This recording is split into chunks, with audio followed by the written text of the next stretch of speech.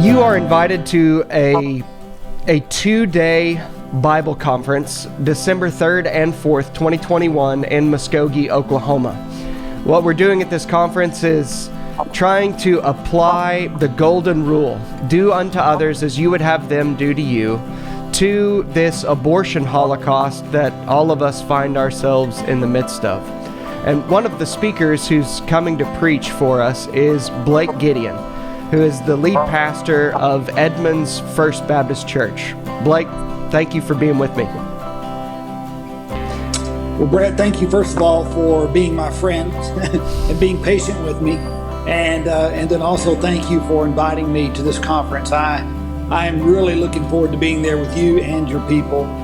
I'm also looking forward to being there with the other speakers as well. This is going to be a great time together in the Lord as we discuss something that is very passionate on the heart of God. I've prayed through what the Lord would have me to share while I'm there, and I'm going to come at it maybe a little bit different than some of the other speakers.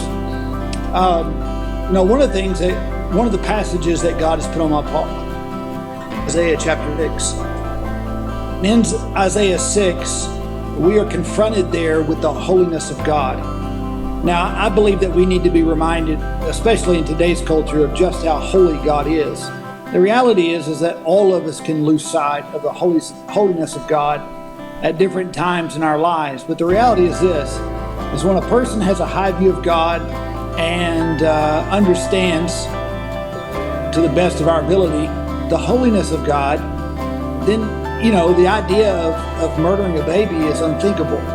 And so I think we need to be reminded of the holiness of God again, not only as a culture, especially, but also as a church. I think we also need to be reminded of the sinfulness of sin, just how sinful and ugly sin really is, and what is God's perspective and remedy for sin. And then also we need to be reminded really of the heart of the gospel. And so I look forward to sharing these things specifically there from Isaiah chapter 6, and just as we continue in this fight for our preborn neighbors and for the sake of the gospel. So I'm going to be working on this message. I'm going to be praying through it. I'm really excited about delivering the message, and I look forward to seeing everyone there. I can't wait to be with everyone. So let me just say before I go, this will be December the 3rd and the 4th. And I would definitely encourage you to come out. You don't want to miss this conference. You want to make it a priority. And so if you're like me, you probably need to go ahead and put it on your calendar now so that you don't plan on top of it. And so please do that.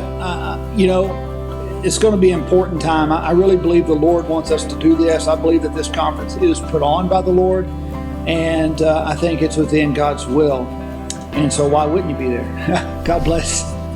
Thanks, brother. And I want to thank you. Thank you for being patient with me. Yeah. And I appreciate you being my friend. Absolutely. So we hope that you're going to come, all of you. Blake, what were you saying? Go ahead. No, go ahead. I hope this video doesn't seem awkward because I'm torn between two cameras. I don't know which one to look at. So. You're fine. Okay. We all hope that you'll come to the 2-day Bible conference that's coming up December 3rd and 4th. This is a great opportunity. You who maybe already understand abolitionism, this is a good opportunity for you to do two things: to come and be encouraged and further equipped to think biblically as we wage this war. And second, this is a really good opportunity for you to bring your pro-life friends who maybe don't yet understand abolition. This is a great way to introduce them to what God says concerning this abortion holocaust and what you and I should be doing if we're basing our actions and thoughts off of the Word of God. So we hope that you'll come. Blake, I'm looking forward to hearing you preach, brother.